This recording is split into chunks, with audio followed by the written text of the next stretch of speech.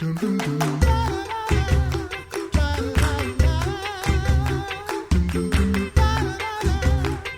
listening to the Coffee Hour. I'm Andy Bates. I'm Sara Gulseth.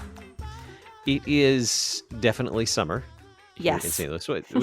We just entered into summer just last week, I think it wasn't too long ago. Yeah, it wasn't too long ago. The 20th, 21st, somewhere around there. We started summer, and that means summer food, summer recipes. Summer might look different for some of us. Maybe some are traveling, some not traveling so much, but definitely getting some time outside and enjoying some summer weather. And what do we eat? Because that's always the question I ask. What do we eat? It is always the question. It's always the question I ask, isn't it? Who better to help us with that than Sara Correnti? She's manager of health and welfare, member wellness products for Concordia Plan Services. She's also a registered dietitian, so she knows what she's talking about when it comes to food. And she also happens to like good food. So that's why we love having Sara Correnti on the Coffee Hour. Sara, welcome to the Coffee Hour. Hi. Thank you. Happy summer, by the way. I hope you summer. Enjoying some of your summer and maybe enjoying some summer weather with the kiddos and I don't know, enjoying the Saharan plume. I don't know, is that something you enjoy these days in the Midwest? As much as anyone, I'd guess. Yeah, we're making the best of it. So what makes for a great summer recipe for the Correnti family? Well, we have two very busy little boys now. So anything that is fast, but is still kind of giving us the variety. We've been very creative with some of our standard or kind of like routine recipes that we just mix up and put whatever produce we have on hand just because it's available. And it's created some really interesting dishes that have been really good. All in the name of, was it quick? That's how it got on the table. So. Yeah. That's a pretty good rule to live by. I think a lot of people are probably in that same boat. Even though it's, pandemic and we're all at home, we still like to make things quickly that are also delicious. Do you have a favorite of the quick meal things that you've thrown together? Oh, a favorite. Well, one of the new favorites that we found at our house, we always have quinoa on hand and we always have some form of potato. And we came across this recipe that incorporated sweet potatoes and quinoa, which the day I found it, we just happened to have, we had everything we needed for this dish. It was so easy. And I shared it with, Andy just before this, so I'm sure he'll share it with everybody after. But it's like this really quick, I think it's like, I don't know, 7 ingredients or something. You throw it all in a baking dish and you bake it. And it is so good. We like to put a little dollop of non-fat Greek yogurt on top to give it like that tangy sour cream kind of taste. And then we have green onions growing in our little garden planters. And so we chop up some of those on top, and it's so easy and delicious. It takes a little bit to bake in the oven, but it's one of those, like, we make it in advance and it's done and we can eat on it, for a couple of nights. So then that takes away cooking, for a couple of days. And it just gives us more time as a family. We can be outside playing and then just have dinner kind of already set up and ready to go, or it's baking if it's that first day we make it. So that's one of our favorites for sure. And it'd be a good winter dish too. It's pretty non-seasonal, which is always a win in our book. Yeah, I would not have thought to put sweet potatoes and black beans together. That is a really interesting combination that I don't think I've ever put together before. I know it. Yeah, they're all staples that we have, so it made sense for us to put it all together, and it worked out really well. It's very delicious. I bet you could even put it in like a roll up, like in like a tortilla shell or something if you wanted to, and make like a burrito out of it. Yeah, so versatile. It's delicious. Highly recommend it. This one, looking over this recipe, it's with, you mentioned sweet potato and quinoa. There are black beans in it as well. This is really low on the allergen list, basically, looking through the list. for most allergen prone people. Yeah. Yeah. Um, and it's one of those recipes too, you can substitute things in and out. So if you don't have black beans on hand, or if you don't like black beans, you could put in pinto beans or kidney beans or whatever. It's very much like a kitchen sink kind of dish. You just put anything in it and it'll be good. So sweet potatoes, black beans, quinoa, what is it? Corn, I think, as Mm-hmm. well in this Yep, recipe. corn. It just and oh man, it looks delicious. Did you bake some to send like online? I don't know. Can you send it through the internet? Yeah, And this is I've something. been working on that during quarantine. That I've mastered sending food digitally. Yeah, no, like that'd be so nice, right? And then basically what, and we'll share this in the program notes today as well, but basically this is like a bake. So you chop all this stuff up and throw it in a casserole and bake it basically. And what was it like the first time you ate it? Who liked it in the household?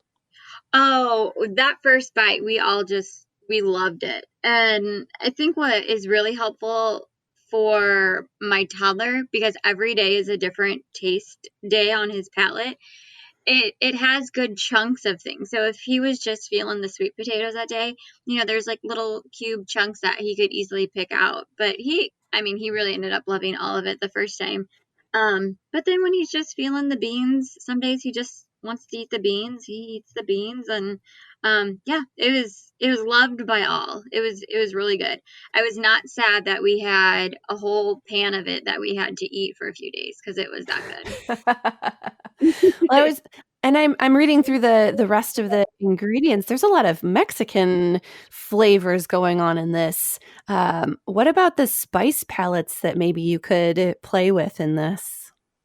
Yeah, so you could sub any of those out. So it's like the standard recipe has like a Mexican flair to it.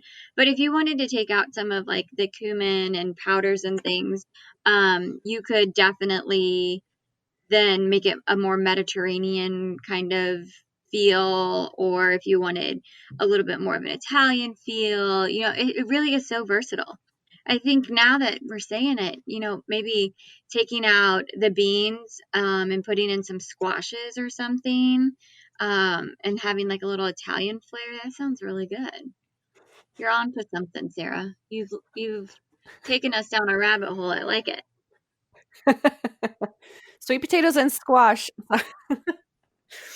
Sweet potatoes and squash are two of my favorite things to put together. Here you go. It's now a recipe that fits for Sarah's house. I found one. And those are the things that hopefully are thriving in my garden. I will have to say that something else got to eat the corn in our garden besides Oh, us no. because it is all gone. But the sweet potatoes seem to be thriving, and the squash seems to be thriving.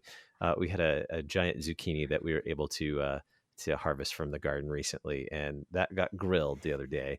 But what's not really growing yet, hopefully will, is watermelon. And I understand you have a watermelon recipe for us today. Yes. Now, full disclosure, I have not made this yet, in this exact recipe, but it is all on my grocery list that I will be going to get here after we're done.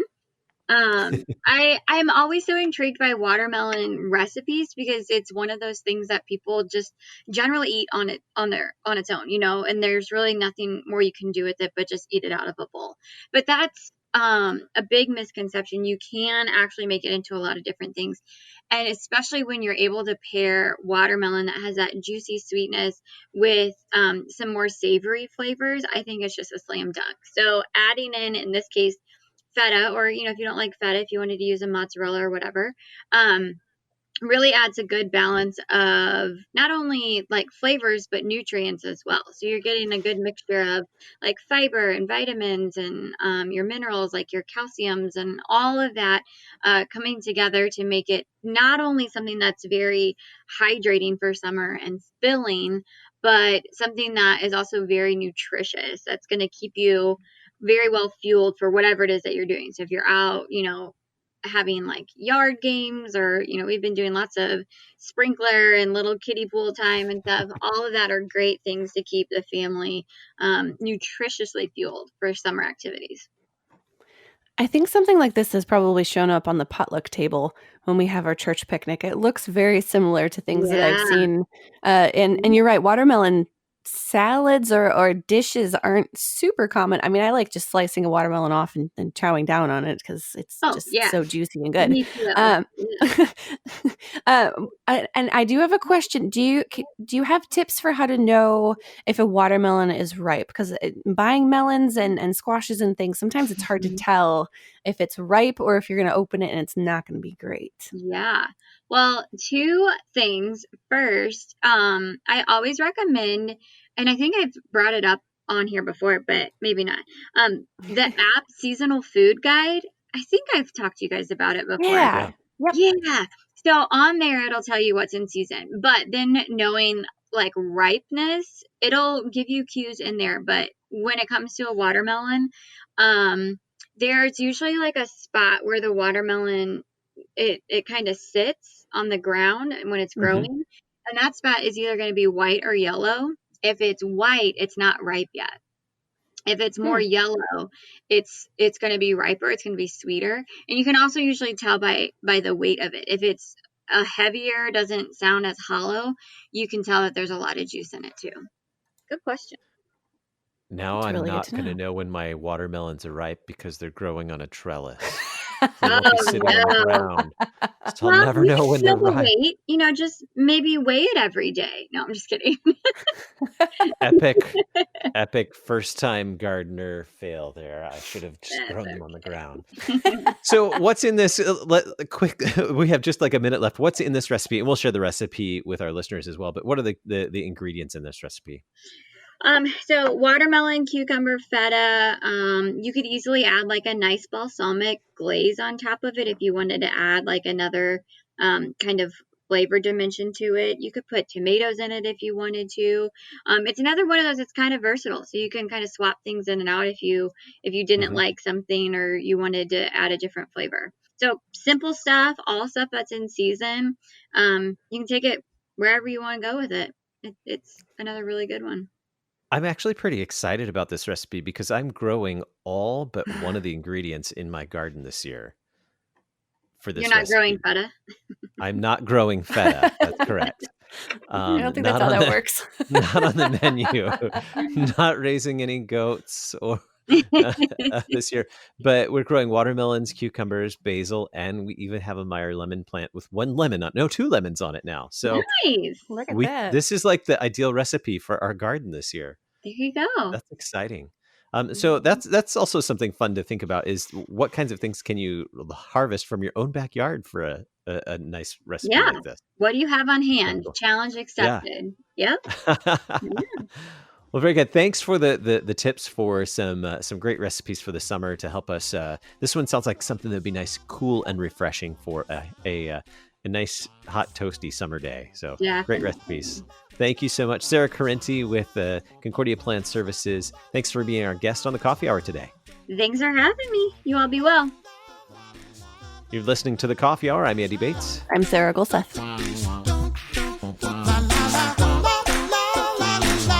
The Coffee Hour with Andy and Sarah is a production of KFUO. To support the Coffee Hour and KFUO Radio, visit KFUO.org. You can also text KFUO to 41444 or send an email to gifts@KFUO.org. And you can call us at 800-844-0524. KFUO. Christ for you, anytime, anywhere.